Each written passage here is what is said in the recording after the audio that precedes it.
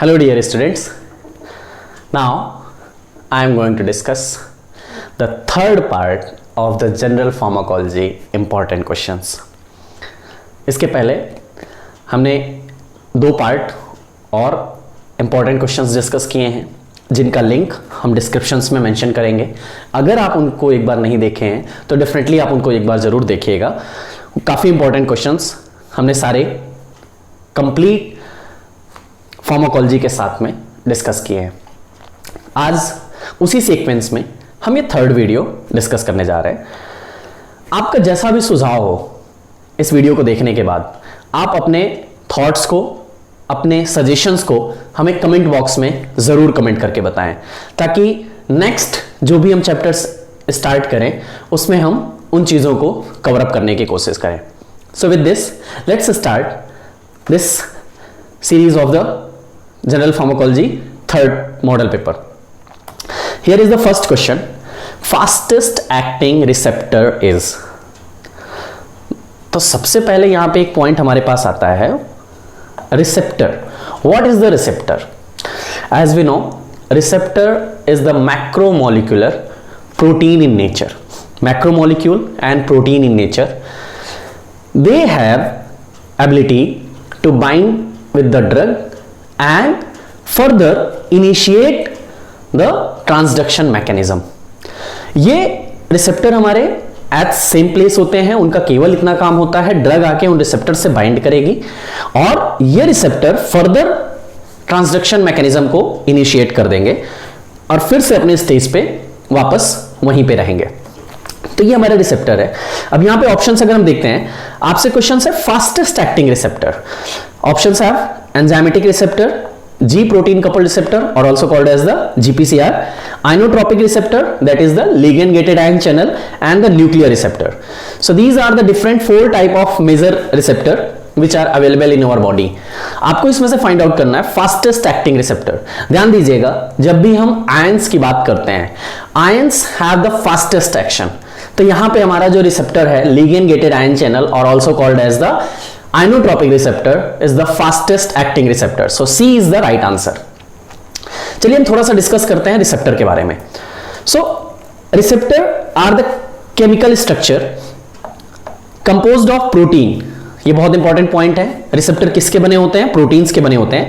And that receive and further produce the transduction signal and they may be integrated into the biological systems. वो हमारे biological systems में होते हैं, protein natures होते हैं और वो क्या करते हैं?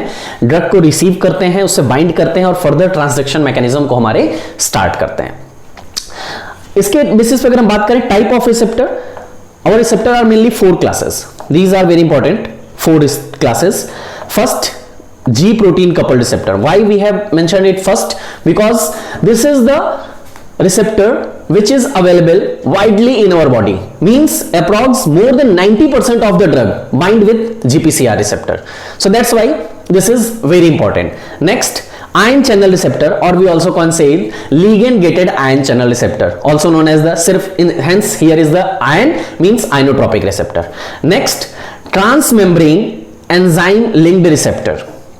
Transmembrane because they are present into the membrane. Also these two also G protein and ion channel also present on the membrane of the cell. Transmembrane enzyme linked receptor and another variety of this receptor is the JAK state binding receptor. These both tyrosine kinase enzyme linked receptor, tyrosine kinase and JAK state binding receptor depend differentiated on the basis of their transduction mechanism. And fourth one, receptor regulating gene expressions. As we know here gene involved means DNA and the DNA present where in the nucleus. That's why it's also called as the nuclear receptor. Because here all the functions which is carried out, all the transduction mechanism which is carried out all happens into the nucleus. That's why known as the nuclear receptor. Let's take a brief view about the type of receptor. We have discussed four type of receptor. Here the ligand gated ion channel or also called as the inotropic receptor. आप find out करें इसको diagram में. This is the inotropic receptor. Here what happens? Just Suppose this is your receptor R. This R means here is the receptor. In this receptor, this indicate the presence of drug. Means when the drug will bind with the receptor, then what happen? There are ability of the drug that it can open the receptor or close the receptor. या तो open करेगी या तो close करेगी. हमने यहां पे diagram लिया है on the basis of opening of receptor. Means when the drug will bind on the receptor, then what happen? This channel will open and ions comes inside the cell. ये हमारी membrane है. इस membrane के outside पे हमारा drug bind करेगा और बाहर से आयंस कहां होंगे? इनसाइड आना हमारे आयंस स्टार्ट कर देंगे. Now on the basis of ions different activity will be produced. Like if there is the sodium ion, then depolarization will carried out.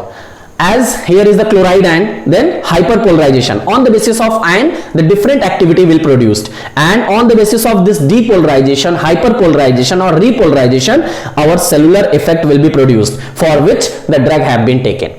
ये हमारा हो गया क्या? ligand gated ion channel. Next is the GPCR or G protein coupled receptor. This is also known as the ligand gated ion channel. We have called it ionotropic. Similarly, GPCR is known as the metabotropic. This metabotropic, in this, suppose this is R, our receptor. On this receptor, our drug will bind. This is the drug. This drug will bind. After the binding of the drug, what happen? On the basis of drug, our receptor have the different type on which the unique drug will bind. या तो दो प्रकार से यहां पे हमारे काम करेंगे. Suppose this is the G. Why it's known as the G? What is the meaning of G? Here is the G means guanine. G means guanine. Here G may be initiate positive or negative. Maybe action will be initiated, increased or inhibited. Then what happen? इसके functions हमारे अलग अलग होंगे. ये further इनका काम क्या होगा? इसमें डिफरेंट सेकंड मैसेंजर्स इन्वॉल्व होंगे. क्या है ये सेकंड मैसेंजर्स? अभी मैं पूरे इनके पाथवे की बात करने वाला हूं, जीपीसीआर के बारे में. तो यार डिफरेंट हमारे सेकंड मैसेंजर इन्वॉल्व होंगे. These second messenger will further leads to the activations of the third messenger that is known as the calcium. Calcium यहां पे क्वेश्चन पूछा जाता है, which of the following is the third messenger? Third messenger always will be the calcium ion here. And second messenger, we have the different second messenger. Like here our second messenger will be the IP3, DAG. These are the different our second messenger. यहाँ पे जब calcium ion का movement होगा, then on the basis of this phosphorylation will carried out and the cellular effect will be produced. तो ये pathway है, इस पे भी बहुत ज्यादा प्रेशर मत दीजिए, मैं इसको अभी आगे नेक्स्ट क्लियर कर दूंगा क्या होते हैं. Now third one we have the enzymatic receptor. As its name indicate, these have the different enzyme and these enzyme are responsible for the cellular effect. What happens? Suppose यहाँ पे देखिए आपके पास एक रिसेप्टर है on the which the drug will bind, and after the binding of drug what happen? The different transduction mechanism initiated and protein phosphorylation will started. This protein phosphorylation will further forms the gene transcriptions. Transcription होगा मतलब यहाँ पे क्या होगा? DNA से mRNA बनेगा and this mRNA will leads to the protein synthesis. तो यहाँ पे gene transcriptions के बाद क्या होगा? आपका protein synthesis होगा and this protein synthesis is responsible for the cellular effect. अभी तक हमने बात किया था हमारे different second messengers थे, but यहाँ पे हमने किसकी बात किया? हमारे protein synthesize होगी, that will leads to the effect. Fourth one is the nuclear receptor. In this what happen? As its name indicate, this is nuclear receptor. Means सारा functions हमारा कहां पे होगा? न्यूक्लियस के अंतर्गत होगा. सपोज ये हमारी ड्रग आएगी. अभी तक देखिए आपने जब 3 क्लासेस में देखा, तब इन तीनों क्लासेस में ड्रग की बाइंडिंग साइट कहां पे थी? एक्स्ट्रा सेलुलर थी. मींस सेल के बाहर थी. सपोज ये हमारी एक्स्ट्रा सेलुलर है and this is the intra cellular region. तो यहां पे हमारा क्या है? बाकी तीनों क्लास में आपकी ड्रग एक्स्ट्रा सेलुलर बाइंड हुई थी, लेकिन यहां पे जो आपकी ड्रग है ये आपकी कहां पे आ रही है? न्यूक्लियस के अंतर्गत आ रही है. ये न्यूक्लियस में आ जाएगी और न्यूक्लियस में इसका रिसेप्टर प्रेजेंट होगा और वहां पे इससे बाइंड करेगा. यहां पे देखिए हमारे जब हम टाइप में पढ़ेंगे न्यूक्लियर रिसेप्टर को डिटेल में, तब यहां पे हमारे 2 टाइप के मिलते हैं. एक वो रिसेप्टर होते हैं जहां पे हमारी ड्रग साइटोप्लाज्म में हमारे रिसेप्टर होते हैं और उससे बाइंड करती है और वो मूव होकर न्यूक्लियस में आते हैं. और सेकंड क्लास हमारी होती है जो रिसेप्टर ही हमारा कहां प्रेजेंट होते हैं? न्यूक्लियस में. मतलब फंक्शंस हमारा न्यूक्लियस में ही होना है. डिफरेंट क्या होते हैं? लोकेशंस. बाइंडिंग साइट का लोकेशन डिफरेंट होता है. And here the gene transcriptions will carried out, further protein synthesis which leads to the cellular effect. ये है हमारे डिफरेंट 4 टाइप के रिसेप्टर. उनका एक बेसिक मैकेनिज्म मैंने आपको पॉइंट आउट किया. अब अगर बात करें कि कौन से रिसेप्टर को वर्क करने में कितना टाइम लगता है.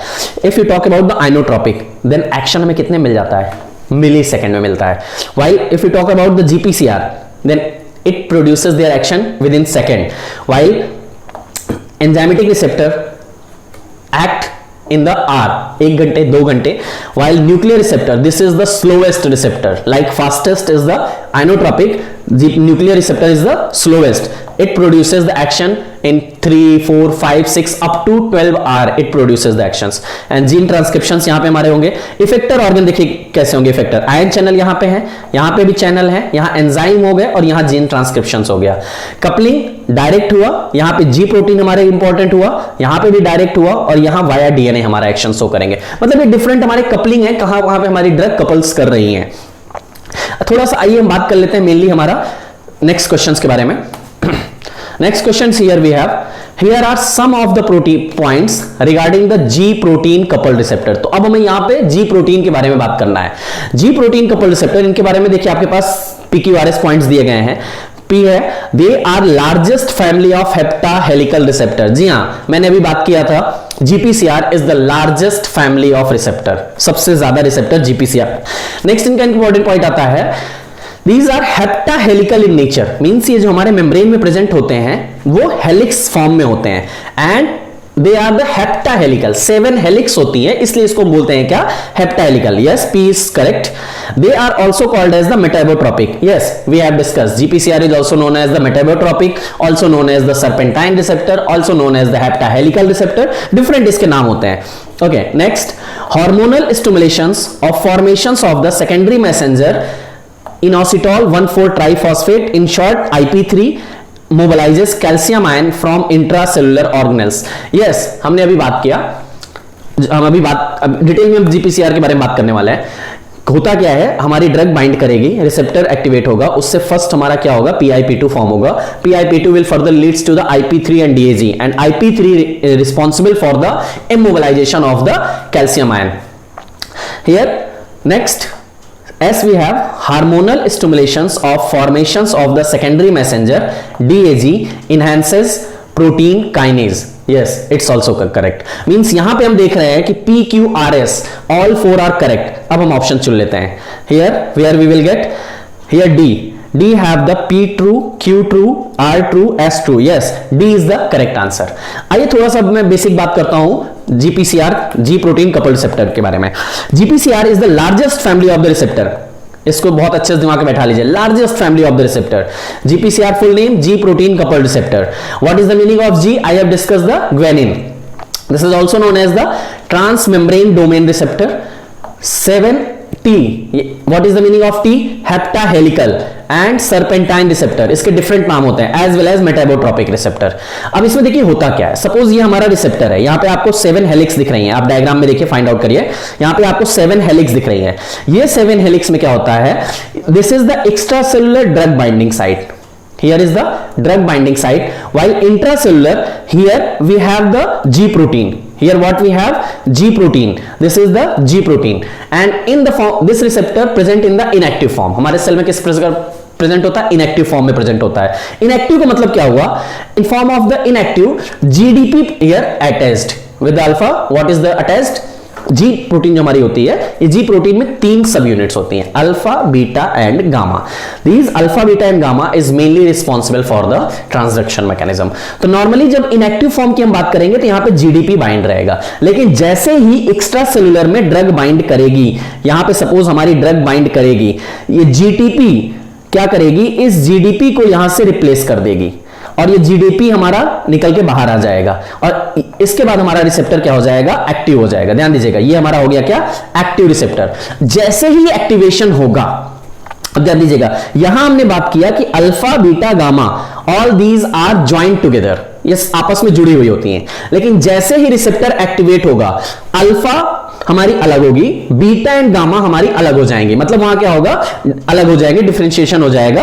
अब ये जो हमारा अल्फा प्रोटीन है, this is the alpha subunit, protein नहीं, alpha subunit. This alpha subunit have the ATPase activity. ध्यान दीजिएगा, ये क्वेश्चन आपसे पूछा जा चुका है, नंबर ऑफ टाइम ये क्वेश्चन पूछे गए डिफरेंट फार्मा कॉम्पिटिटिव एग्जाम्स में. Mean in G protein with subunit have the ATPase activity.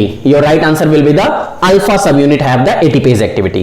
अब जैसे ही ये alpha subunit हमारी ATPase एक्टिविटी होगी, वो क्या करेगी, अब यहां पे GTP प्रोटीन होगी, एक्टिव फॉर्म है तो GTP होगा. अब यहां पे GTP से हमारा फर्दर डिसोसिएशन होगा और जीडीपी बनेगा, और ये जब यहां पे डिसोसिएशन होगा तब यहां पे एक सिग्नल मैकेनिज्म स्टार्ट होगा। क्या होगा वो सिग्नल मैकेनिज्म, उसके बारे में बात करता हूं। एक रिसेप्टर हमने बात किया तो तीन चीजें हमको मिली। सबसे पहले क्या था, extra cellular drug binding site, this is the extra cellular region हमने पॉइंट आउट किया। Next transmembrane region, transmembrane region में हमारे कितने हेलिक्स होती हैं, 7, and these 7 are the alpha, that's why known as the 7 alpha helix. And third sites we have the intracellular region where G protein is attached. तो ये तीन हमारी structure GPCR में तीन हो गई। This GPCR control the cell functions. कैसे, अब इनमें क्या होंगे, डिफरेंट मीडिएटर्स जो हमारे स्टार्ट होंगे, कौन कौन से होंगे, एडेनाइल साइक्लेज में भी देयर, फॉस्फोलाइपेज सी और direct ion channel regulations. These three acted through the different pathway. यहां पे तीन पाथवे आपको मिलेंगी। One pathway is known as the, if there is the adenyl cyclase, then it's called as the adenyl cyclase pathway. If phospholipase C is there, then it's known as the phospholipase C pathway. While third one we will know it as the direct ion channel regulations. अब इसके ये सारी चीजें हमारा इन पे जी protein जो हमारी होती है, जी प्रोटीन आप ध्यान दीजिएगा, जी प्रोटीन इज 4 टाइप्स। यहां पे ये देखिए, G protein is 4 types, GS, GI, GQ and GO. आप समझने के लिए ध्यान दीजिए, GS means, S mean stimulations, so GS is responsible for the active stimulations, I means inhibitions, Q, here Q it denotes when this phospholipase C will be activated. In the case of phospholipase C, GQ protein will be there, while in case of direct ion channel regulations, GO protein will be there. So ये हमारे pathway के basis पे जी protein अलग अलग होती हैं। अब इन थोड़ा पाथवे के बारे में बात करेंगे।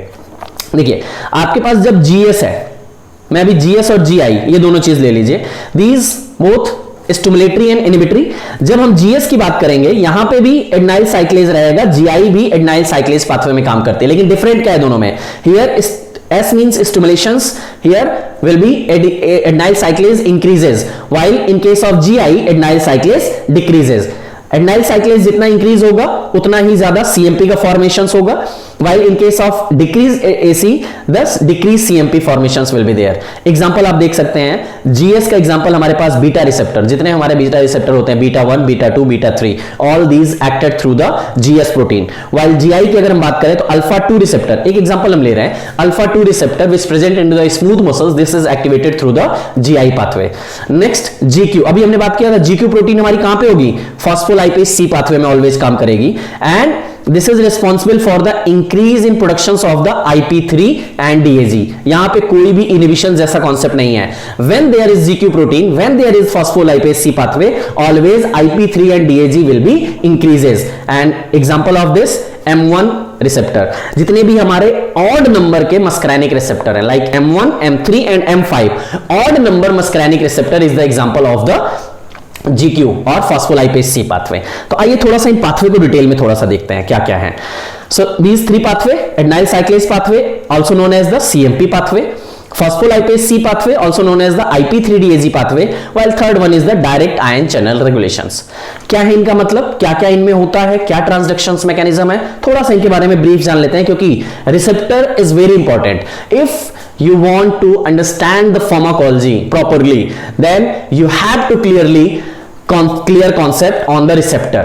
So let's start first pathway, that is the adenyl cyclase pathway or CMP pathway. तो क्या होता है जी इसमें, सबसे पहले क्या होता है, हमारा ड्रग आएगी और ड्रग आते ही हमारी बाइंड करेगी किस पे, रिसेप्टर पे, और ये जो रिसेप्टर पे ड्रग बाइंड करेगी, कहां पे बाइंड करेगी, एक्स्ट्रा सेलुलर रीजन पे ड्रग बाइंड करेगी।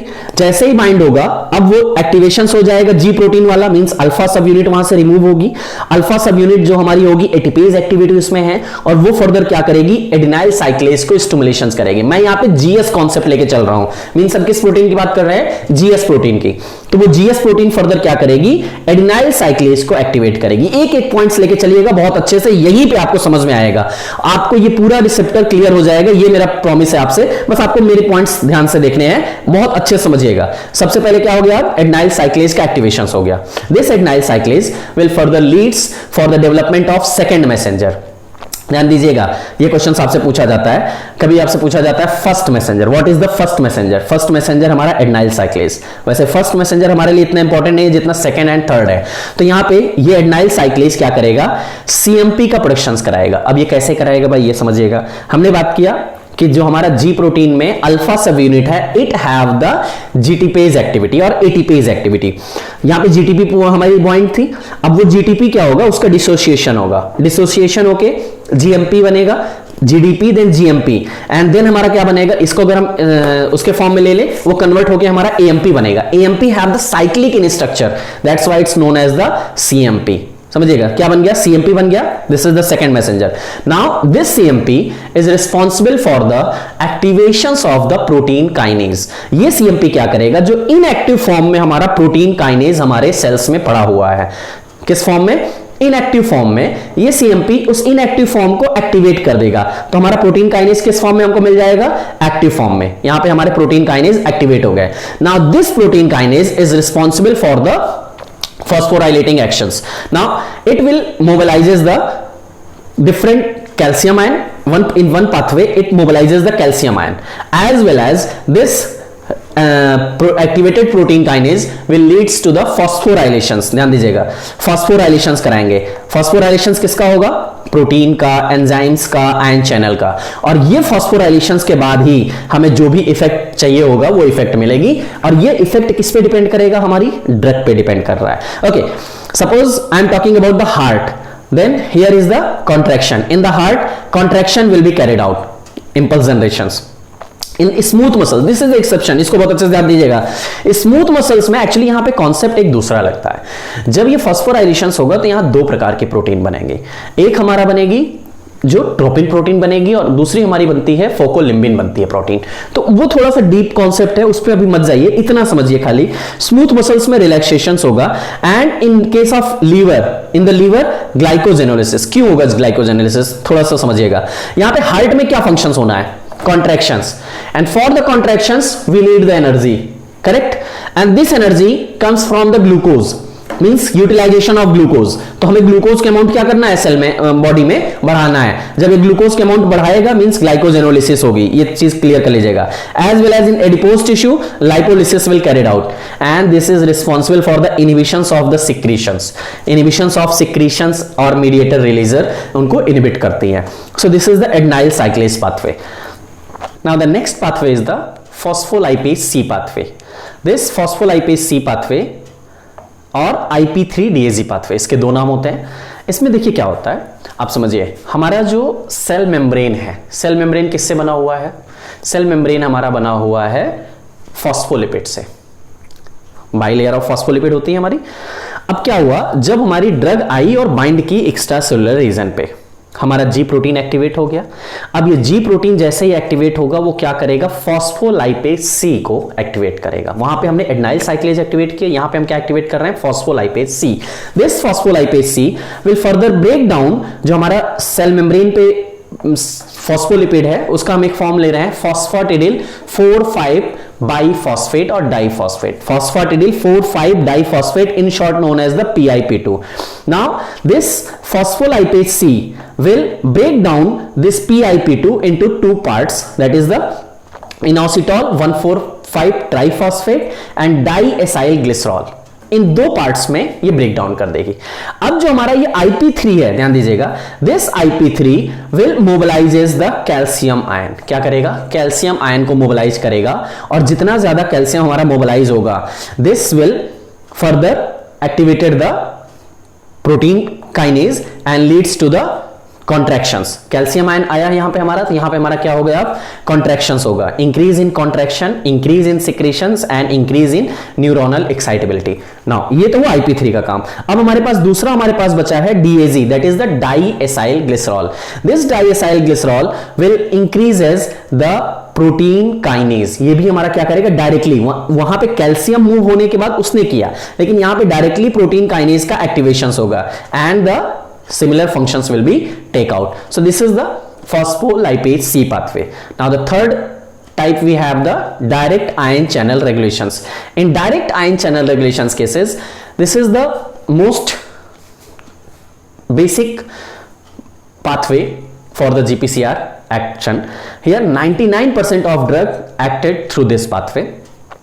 This is not fast as inotropic. हमने inotropic की बात किया था, वो मिली सेकेंड में काम कर रहा था, ये उतना फास्ट नहीं है, लेकिन ये हमारा बाकी जी प्रोटीन के मुकाबले काफी फास्ट है। इसमें देखिए क्या होना है, सिंपल समझिएगा, डायरेक्ट हमारा ड्रग बाइंड किया और जी प्रोटीन एक्टिवेट हुई। अब यहाँ पे कोई भी सिग्नल मैकेनिज्म नहीं चलना है, ना एडेनाइल साइक्लेज जैसा, ना फॉस्फोलाइपेज सी जैसा। यहाँ पे जो हमारी ये जी प्रोटीन है, ये एक्टिवेटेड जी प्रोटीन है, it have the property directly it will open और क्लोज द आयन चैनल। तो अगर यहां पे हमारा सपोज कैल्शियम आयन का मूवमेंट बढ़ा, means open the calcium ion channel, then here is the adrenergic receptor, and in case of adrenergic here is the mainly we have the beta 1 receptor like present on the heart, skeletal muscles. Next, decrease in calcium ion means inhibitions of the calcium ion channel. Example, dopaminergic receptor and GABA B receptor. Here we have GABA B. GABA is two types of receptor, GABA A and GABA B.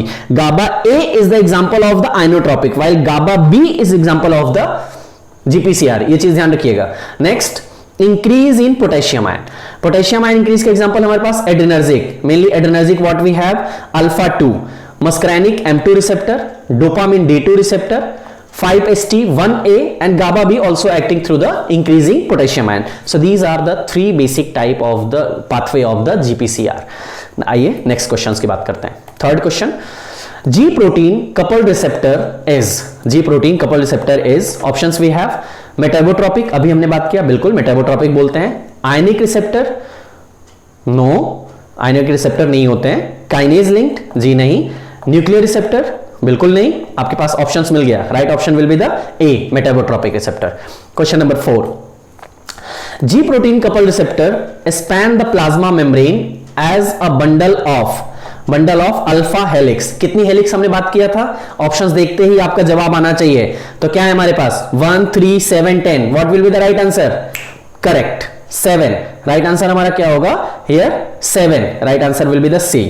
Question number 5, action of alpha subunit of G protein is, options have binding of agonist, conversion of GDP to GTP, breakdown of GTP to GDP and internalizations of receptor. ध्यान दीजिएगा, इसका binding से तो कोई तात्पर्य है नहीं, क्योंकि बाइंडिंग हमारी एक्स्ट्रा सेलुलर रीजन पे होती है, छोड़ दीजिए. Conversion of GDP to GTP and breakdown of GTP to GDP, internalisation, ये भी नहीं होगा. अब आपके पास दो ऑप्शन है, conversion of GDP to GTP होगा या जीटीपी टू जीडीपी होगा. ध्यान दीजिएगा, आपके पास एक्शंस की बात हो रही है, और एक्शंस के फॉर्म में बात आप कर रहे हो तो एक्टिवेटेड फॉर्म की बात कर रहे हो, और एक्टिवेटेड के फॉर्म में जी के साथ कौन सी क्या रहता है? GTP. So right answer here will be the C, means breakdown of GTP to GDP. This is the right answer. Next, question number 6, many cytokines, growth hormone, prolactin, interferon act through receptor. आपको options ढूंढना है कि ये जो growth hormone, cytokines, prolactin और interferon है, ये किस रिसेप्टर के थ्रू काम करते हैं. Here we have the options, JAK STAT receptor, ion channel receptor, GPCR receptor and enzyme linked receptor.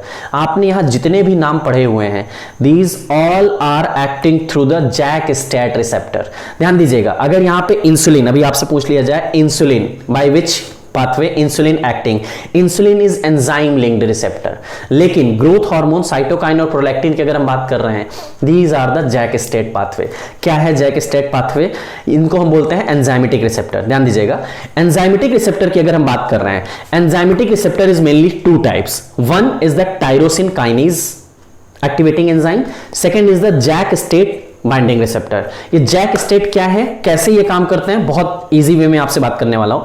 देखिए, this is the example of the enzymatic receptor. ये एंजाइमेटिक रिसेप्टर के ही काम होते हैं, लेकिन यहां पे क्या होता है, आप पहले डायग्राम देखिए, इस डायग्राम से समझाता हूं मैं आपको. Here is the we have the enzymatic receptor. अब देखिए, ये रिसेप्टर हमारा, ये सेल मेम्ब्रेन बनी हुई है, ये सेल मेम्ब्रेन में ट्रांस मेम्ब्रेन फॉर्म में हमारा जुड़ा हुआ है. Here is the extra cellular region for the binding of the drug, and here intra cellular region we have the T. This T indicate the tyrosine kinase. समझिएगा, tyrosine kinase. अगर हम Jack state की बात कर रहे हैं, protein हमारा different हो जाएगा, यहां पे हमारा प्रोटीन हो जाएगी जैक। जैक मींस इसको हम बोलते हैं जीनस काइनेज। जैक का मतलब क्या हुआ? Genus kinase. नाम पे मत जाइएगा, ए मत ढूंढने लगिएगा, इसका है Janus kinase, JANUS, Janus kinase. This Janus kinase अब ड्रग बाइंड की ऊपर बाइंड करते ही यहां पे क्या होगा? ये जैक एक्टिवेटेड हो जाएगा। ये जैक हमारा फर्दर जैसे ही एक्टिवेट होगा, यहां पे देखिएगा जब हमने एंजाइमेटिक GPCR की बात किया वहां सिंगल रिसेप्टर एक्शन कर रहा था, लेकिन एंजाइमेटिक रिसेप्टर हमारे जो होते हैं ये सिंगल रिसेप्टर नहीं काम करते हैं। यहां पे क्या होगा? दो रिसेप्टर काम करेंगे। क्यों दो रिसेप्टर काम करेंगे? क्योंकि ये दोनों रिसेप्टर डाइमर फॉर्म करेंगे। ये डाइमर फॉर्मेशंस बहुत जरूरी है। तो देखिए आपके पास ये दो रिसेप्टर हैं, जैसे ही ड्रग बाइंड करेगा तो यहां पे क्या हो जाएंगे? ये दोनों रिसेप्टर डाइमर फॉर्मेशंस करेंगे, ये आपस में जुड़ जाएंगे, डाइमर फॉर्म करेंगे। और ये जो डाइमर फॉर्म करेंगे, ये हमारा जो जैक प्रोटीन था, जेनस काइनेज था, ये क्या करेगा? स्टैट से जुड़ेगा। STAT means signal transducer and activator of the transcriptions. यहां पे अब ये क्या करेगा? स्टैट ही हमारा मेन रिस्पॉन्सिबल है। यहां पे ये स्टैट से जुड़ेगा, एक्टिव हो गया। अब क्या होगा? ये स्टैट आपस में डाइमर फॉर्म करेंगे और ये स्टैट आपके अलग हो जाएंगे। This STAT will moves to the nucleus, और न्यूक्लियस में क्या कराएंगे? ये ट्रांसक्रिप्शंस कराएंगे। ट्रांसक्रिप्शंस डीएनए से एमआरएनए का फॉर्मेशंस कराएंगे और ये mRNA further leads to the protein synthesis. Mechanism आपको क्लियर हो गई होगी, बेसिक क्या होता है JAK STAT binding kinase. This is the, अब ये जो हमारा क्या होगा? Phosphorylated by JAK, pair of phosphorylated STAT, तो उनका पेयर बनेगा and translocate to the nucleus, regulate the gene expressions. Many biological response जो प्रोड्यूस करेंगे। एग्जांपल आपके पास क्या है? Cytokines, growth hormone, prolactin, interferon, ये सारे हमारे जैक स्टैट के थ्रू काम करते हैं। Now the next question number 7, which of the following is true of placebo? बहुत बढ़िया। Placebo, what is the meaning of the placebo? Placebo is made by the Greek word, यहां पे हमारा आता है, जिसको हम बोलते हैं to see please. Placebo means to see please. Options आप देख लीजिए। Placebo is a dummy medications, placebo is the inert material added to the drug for making tablet, placebo do not produce any effect, all patient respond to placebo. मतलब क्या होता है? देखो, placebo हमारी drug वो हैं जो साइकोलॉजिकल एक्शंस प्रोड्यूस करती हैं। ध्यान दीजिएगा, मैंने फार्माकोलॉजिकल एक्शंस की बात नहीं किया है। कौन सा एक्शन प्रोड्यूस करती हैं? Psychological action. साइकोलॉजिकल एक्शंस क्या होता है? देखिए, जब सपोज एक मैं बेसिक एग्जांपल ले लेता हूं। सपोज एक पर्सन है, वो लॉन्ग टाइम से एक डॉक्टर को अपना ट्रीटमेंट करा रहा है, मतलब नॉर्मल रूटीन चेकअप चल रहा है, तो वो पर्सन का क्या हो जाएगा? फुल फेथ हो जाता है उस डॉक्टर पे। क्लियर है? अब जब कभी भी उसको प्रॉब्लम हुई और वो उस डॉक्टर के पास जाएगा किसी भी चीज के सजेशंस के लिए, और अगर उसने बोल दिया कि ये ड्रग आप लीजिए और इससे आपकी ये कोई भी डिजीज है वो सही हो जाएगी। देखिए, एक्शन सो होना बात की बात है, लेकिन जब हमारा एक थॉट बन चुका है ना, वो डॉक्टर अच्छा है, वो डॉक्टर मुझको जो भी दवा देता है सही हो जाता हूं मैं, तो इसी को हम क्या बोलते हैं? Psychological effect. So placebo is the dummy medications that may or may not produce the action. मतलब मे और मे नॉट का क्या मतलब हो गया? कि मतलब यह है कि कभी किसी पर्सन्स को प्रोड्यूस करती है और ऐसा भी है कि सबको प्रोड्यूस नहीं करती है, सबको नहीं जरूरी है। इंटर रिलेशंस की मैंने बात किया, वही होता है। तो इसके अगर ऑप्शंस पे देखो, placebo is dummy medications, correct है। आपको ट्रू ढूंढना है, प्लेसिबो होता है। Placebo is the inert material added to the drug for making tablet. जी नहीं, यहां तो ये तो inert material added to the drug for making tablet, इसको हम क्या बोलते हैं? इसको तो हम एडिटिव बोलते हैं ना, एडिटिव सब्सटेंस फार्मास्यूटिक्स में। ठीक है, next, placebo do not produce any effect. भाई अभी मैंने क्या बात किया कि जरूरी नहीं है कि एक्शंस प्रोड्यूस ही हो और जरूरी नहीं कि एक्शंस प्रोड्यूस ना भी हो। Means may or may not, produce हो भी सकता है और नहीं भी हो सकता है। दैट्स व्हाई सी तो सही नहीं है, क्योंकि ये डू नॉट प्रोड्यूस लिखा हुआ है। क्लियर है? Next, all patient respond to placebo, जरूरी नहीं है सारे पेशेंट्स किसी डिजीज किसी के लिए रिस्पॉन्स प्रोड्यूस करें। So here right option will be the A. थोड़ा सा बात करें प्लेसिबो क्या है। Placebo play a very important role in the clinical trial to know whether the effect is produced by a drug or it is just by a chance। कभी कभी इसका सबसे पहले स्टडी करते हैं कि मान लीजिए वही चीज है कि हमने एक एक्शंस प्रोड्यूस किया, एक ड्रग हमने दिया, और हमको एक्शन मिल गया, तो कभी कभी होता है ये साइकोलॉजिकल हो सकता है, तो इसलिए कभी कभी हम क्या करते हैं, प्लेसिबो देते हैं, मतलब उसमें कोई ड्रग नहीं है, उसमें कोई एक्टिव एपीआई नहीं है, एक्टिव फार्मास्यूटिकल इंग्रेडिएंट नहीं है, तो वो जब हमने उसको दिया, अगर वो साइकोलॉजिकल इफेक्ट होगा तो फिर से प्रोड्यूस हो जाएगा, तो हम चेक कर सकते हैं। तो यहां पे इस चीज के लिए होता है, this is the dummy medication. इस वर्ड को दिमाग में बैठा लीजिए, डमी मेडिकेशन मतलब क्या है, जैसे आप कभी मॉल में जाते हैं, आप वहां पे क्या देखते हैं, डमी फोन्स रखे रहते हैं। सपोज आप मोबाइल परचेज करने गए हैं, तो वहां पे आपको डमी फोन मिलते हैं जो केवल डमी के लिए रखे जाते हैं, उनको यूज नहीं कर सकते हैं, कंपनी उनको केवल डमी फॉर्म में बनाती है। तो वैसे ही हमारी होती है dummy medications known as the placebo, given to control the group. Placebo may or may not produce an effect in a subject. हमने बात किया प्रोड्यूस भी कर सकते हैं और नहीं भी कर सकते हैं। यहां पे डिपेंड मेन चीज क्या करता है, हमारा थॉट, साइकोलॉजिकल थॉट्स। तो ये एक्शंस प्रोड्यूस करेंगे, लेकिन प्लेसिबो क्या होगा, जस्ट लाइक अ डमी मेडिकेशंस, उसको हमने दिया और अगर प्रोड्यूस हुआ तो ये हमारा फाइंड आउट हो जाएगा। Now the next question number 8, drug with potential to cause haemolysis in G6PD deficient patient और इंडिविजुअल। देखिए ये एक बहुत इंपॉर्टेंट चीज है, G6PD ग्लूकोज 6 फॉस्फेट डिहाइड्रोजिनेज, ये हमारा एक एंजाइम होता है। कुछ पेशेंट्स हमारे ऐसे होते हैं from the birth this enzyme is absent in those persons, तो उनको हम क्या बोलते हैं, G6PD डिफिशिएंट पर्सन। और G6PD is responsible for the maintenance of the RBC, और अगर जिस पर्सन में G6PD नहीं है तो ये आरबीसी को प्रॉपर मेंटेनेंस नहीं हो पाता है और वहां पे हीमोलिसिस होने लगती है। तो आपको यही फाइंड आउट करना है कि कौन कौन सी ड्रग हैं जो G6PD डिफिशिएंट पेशेंट में हीमोलिसिस करा देती हैं। Options you have primaquine, sulphonamide, sulphonylurea, all are correct. देखिए यहां पे तो मैं अभी आपको एक लाइन में आंसर दे दूंगा, ऑल आर करेक्ट, बिकॉज प्रीमाक्विन हमारी जो ड्रग है एंटी मलेरियल, ये भी हमारी G6PD डिफिशिएंट पेशेंट में हीमोलिसिस कराती है। Similarly sulphonamide and sulphonylurea, right option here will be the all are correct. लेकिन मैं इसको कौन कौन सी ड्रग है एक समराइज चार्ट के फॉर्म में मैं दे रहा हूं, इसको आप जरूर याद करिएगा, कई बार G6PD डिफिशिएंट रिलेशन पे क्वेश्चंस पूछे गए हैं। तो यहां पे क्या होता है, जेनेटिक एबनॉर्मलिटी होती है, जेनेटिक मतलब फ्रॉम द बर्थ होता है, इनएडिक्वेट amount of the glucose 6 phosphate dehydrogenase, in short G6PD होता है। तो ये हमारे ब्लड में मेनली उनका रोल होता है। Important enzyme that regulates various biochemical reactions in the body. ये G6PD क्या होता है, इनका फंक्शंस होता है for the responsible for keeping red blood sales healthy.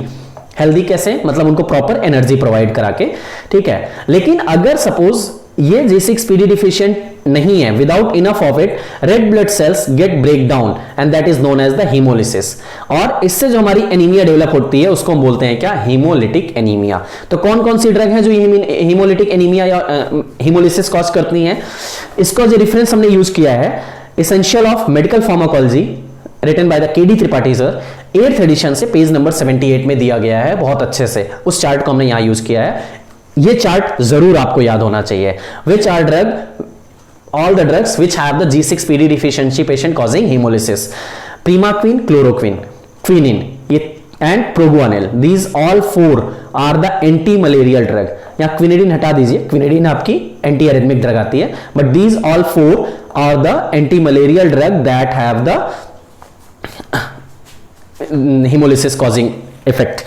Dapsone, sulfonamide, these are the sulfonamide derivative both, cotrimoxazole, sulphasalazine, thiazide diuretic, aspirin, nalidixic acid, fluoroquinolones, chloramphenicol, nitrofurantoin, methyldopa, hydralazine, procainamide, probenecid, colchicine and methylene blue. देखिए यहां पे आपको हो सकता है थोड़ा सा याद करने में प्रॉब्लम हो जाए, मैं इस वीडियो के डिस्क्रिप्शंस पे आपको एक दूसरे अपने वीडियो का लिंक दूंगा, उसमें मैं ट्रिक के साथ में आपको इन ड्रग्स को याद कराया हूं, आप उस वीडियो को जरूर एक बार देखेंगे।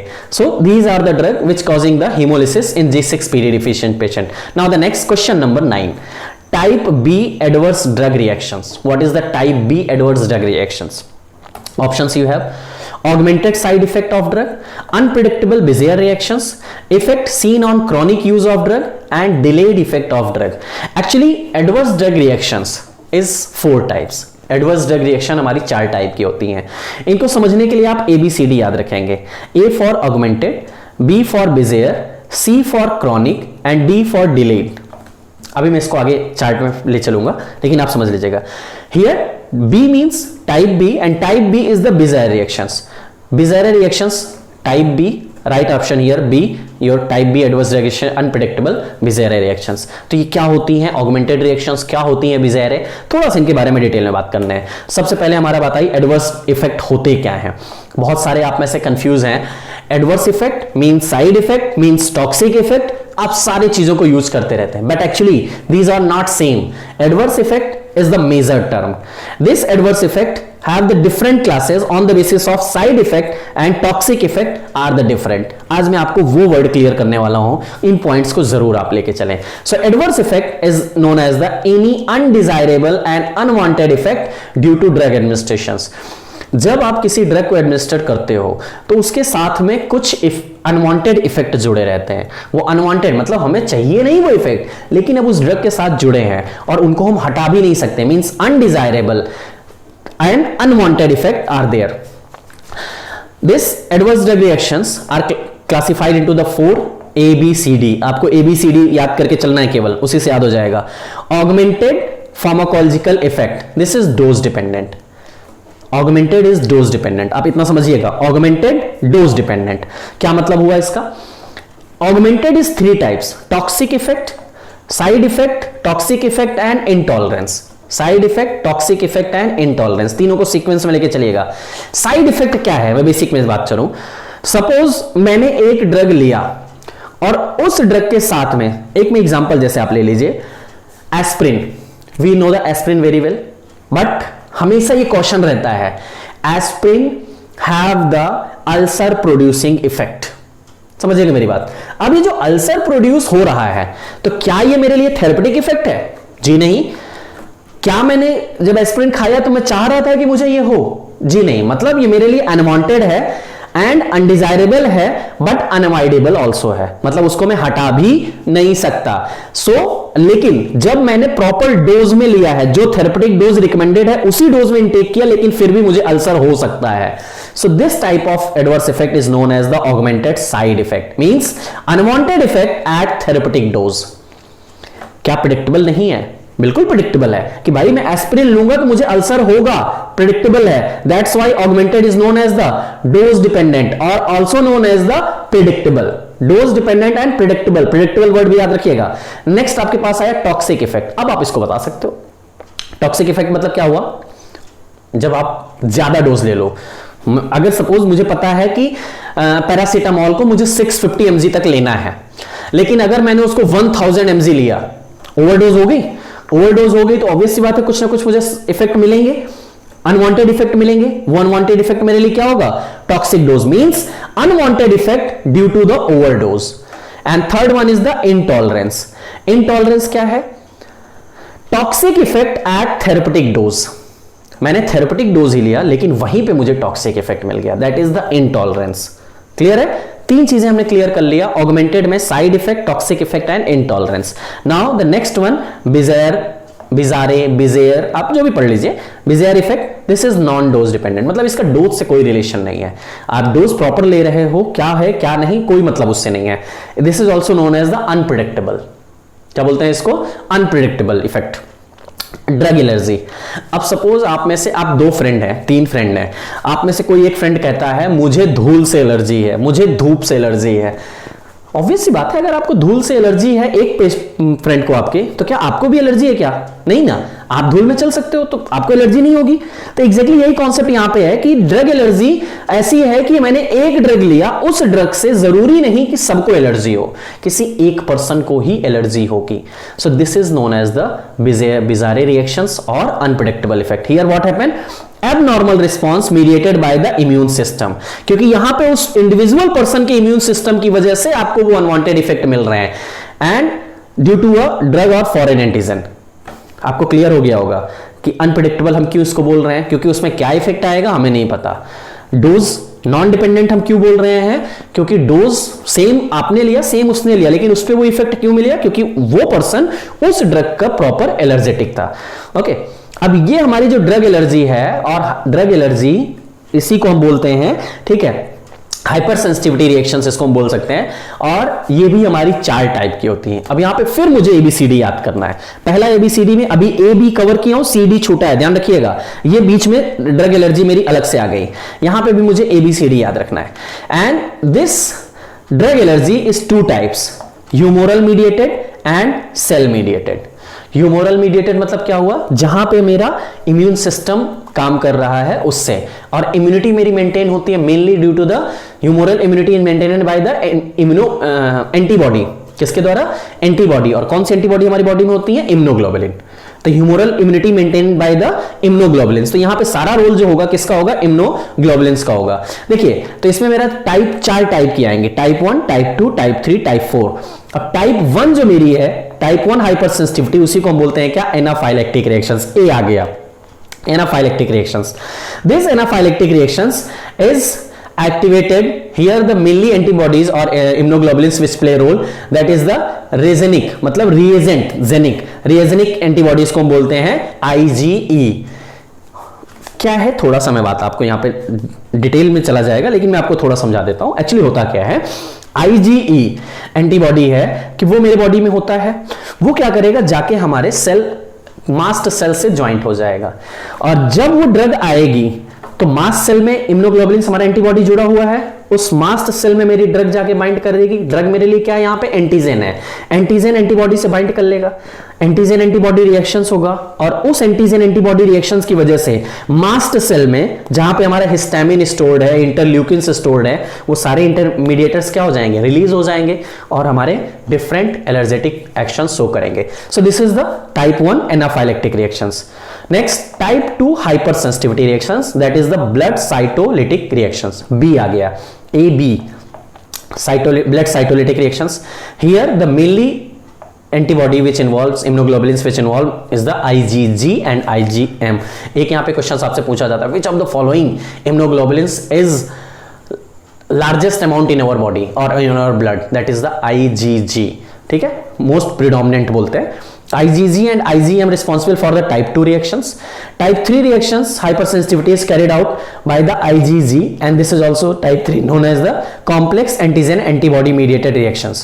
So the next hypersensitivity reaction is known as the cell mediated hypersensitivity reactions, or also known as the type 4 hyper sensitivity reactions. अब ऑब्वियसली बात है, यहां एक सेल इन्वॉल्व होगी। अभी तक हमने ह्यूमोरल में चले थे तो वहां हमारी एंटीबॉडीज थी, यहां जो हमारी सेल इन्वॉल्व होगी that is mainly will be the T lymphocytes, also known as the delayed hyper sensitivity reactions. D आ गया, क्लियर है। अब जब हम पहले स्टार्ट किए थे एडवर्स ड्रग रिएक्शंस में 4 टाइप के, ए बी हमने क्लियर किया था, सी डी हमारा बचा, अब उन सी डी की क्लियर कर रहा हूं।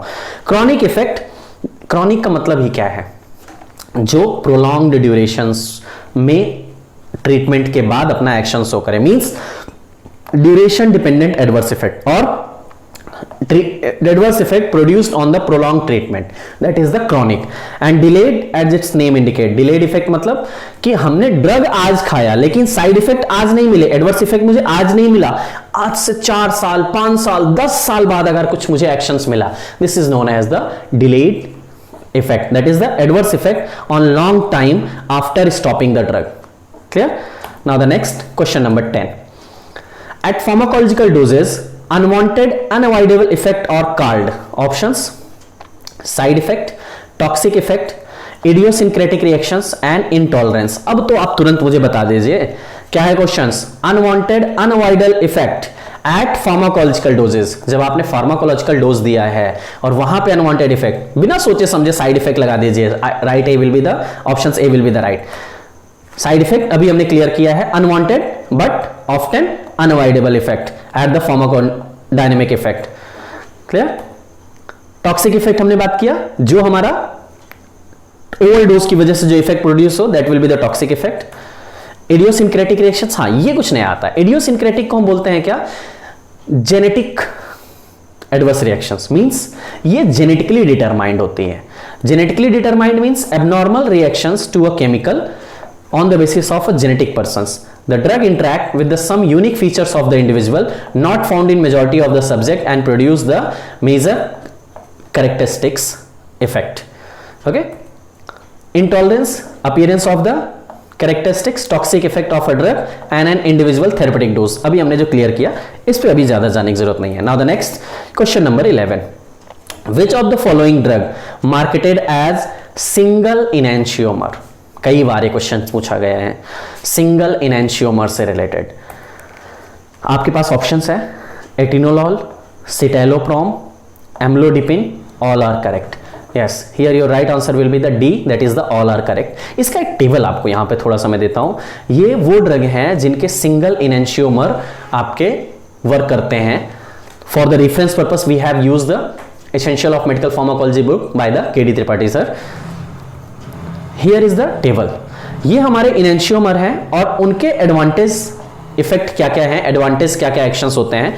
सपोज एटिनोलॉल, एटिनोलॉल का जो यूज होता है वो एस फॉर्म यूज होता है and this is responsible for the better half dose and better tolerated. Similarly metoprolol more half dose, amlodipine half dose means अगर हम S और R, यहां पे मतलब क्या है इनका ये समझिएगा, अगर R फॉर्म और S फॉर्म दोनों को कंपेयर कर रहे हैं तो S फॉर्म इनके कम डोज पे ही ज्यादा एक्शंस दे, हाफ डोज पे ही बेटर एक्शंस प्रोड्यूस करते हैं, that why less peripheral oedema.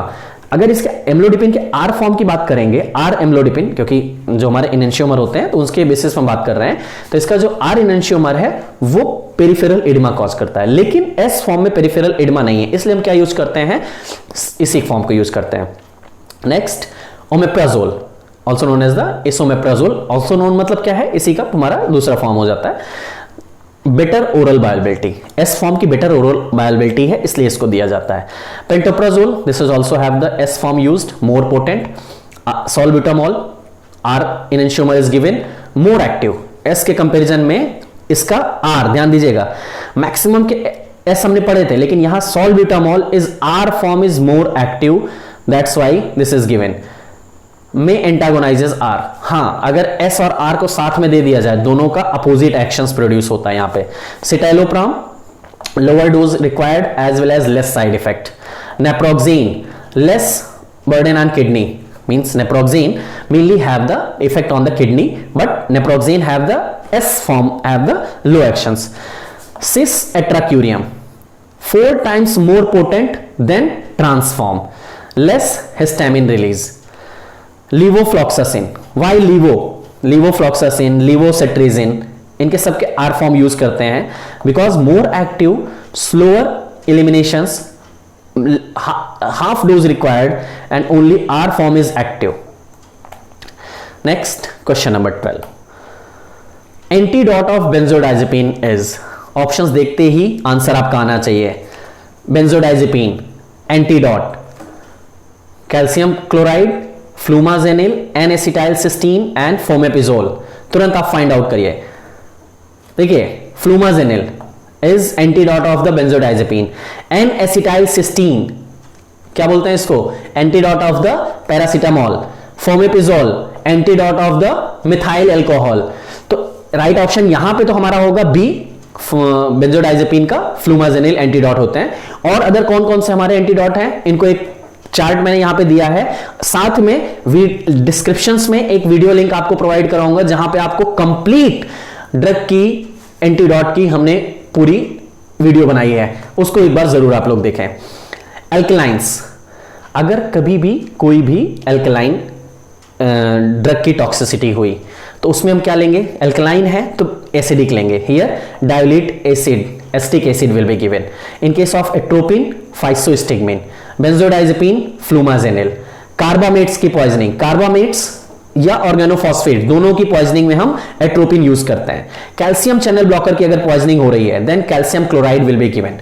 In case of cyanide sodium nitride, this is the answer, number of time this question had asked, what is the antidote of the cyanide poisoning, so sodium nitrite in case with the sodium thiosulfate।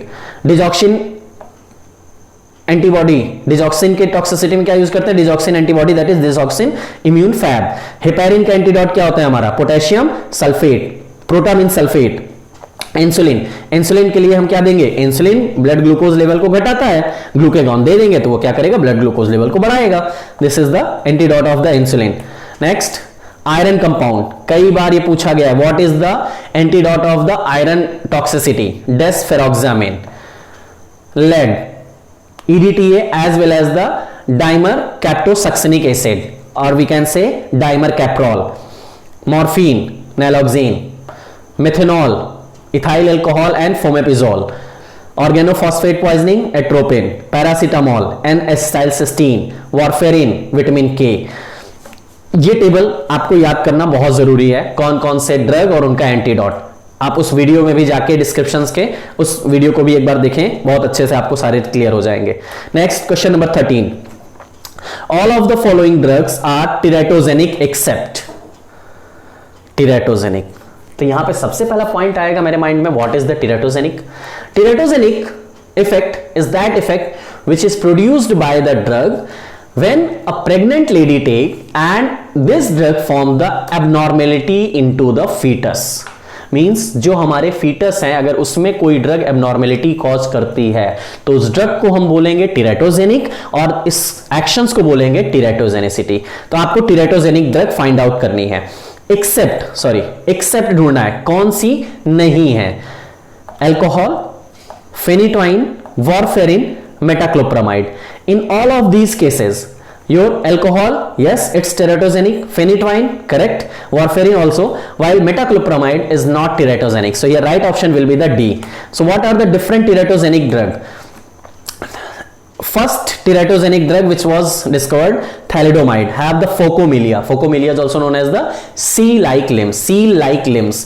And produces the multiple defect of internal organ. Anti cancer drug mainly अगर methotrexate की बात किया जाए क्या करते हैं, cleft palate, hydrocephalus, multiple defect and fetal death can also cause. Androgen have the virilization action as well as oesophageal and cardiac defect. Progestins, virilization of female fetus. Estibosterol, vaginal carcinoma in teenage family female offspring. Tetracycline, कई बार आपने इसको पढ़ा होगा. Discoloured and deformed teeth, retard bone growth, mainly retard bone growth. Warfarin, depressed nose, socket like nose भी इसको हम बोल सकते हैं. Eye and hand defect, growth retardations. As well as phenytoin produces the hypoplastic phalanges, cleft lip palate and microcephaly. Carbamazepine produces the neural tube defect. कई बार ये questions पूछा गया है. Carbamazepine produces the neural tube defect. Valproate sodium, that is the valproic acid, produces the spina bifida and other neural tube defect. Heart and limb abnormalities can also be caused by the valproic acid. Alcohol develops the low IQ baby. अगर alcohol अगर कोई pregnant lady intake करती है, लो IQ का baby generate होगा. As well as growth retardations due to the alcohol consumptions. ACE inhibitor causes the hypoplasia of organs in fetus, growth retardations and fetal loss also. Lithium have the fetal goiter, ये ध्यान रखिएगा, fetal goiter, cardiac and other abnormalities. Antithyroid drug, mainly antithyroid drug, all produces the fetal goiter and hypothyroidism. Indomethacin and aspirin if taken, then premature closure of ductus arteriosus. कई बार ये questions पूछा गया है. Which of the following drug causes the premature closure of ductus arteriosus? Indomethacin and aspirin. Isotretinoin means here craniofacial, heart and CNS defect will be produces into the baby. Now the next question number 14. Drug contraindicated in pregnancy, उसी chart से related आपको answer करना है. Lithium, acetaminophen, digoxin and propyl thiouracil. आपको यहां पे find out करना है कौन सी ड्रग कॉन्ट्राइंडिकेटेड है. अभी हमने बात किया था lithium is drug contraindicated. PCM means acetaminophen, paracetamol is safe. Digoxin in case of cardiac arrest also can be safe. Propyl thiouracil is used in case of the hyperthyroidism pregnant lady case. So ये right option will be the A.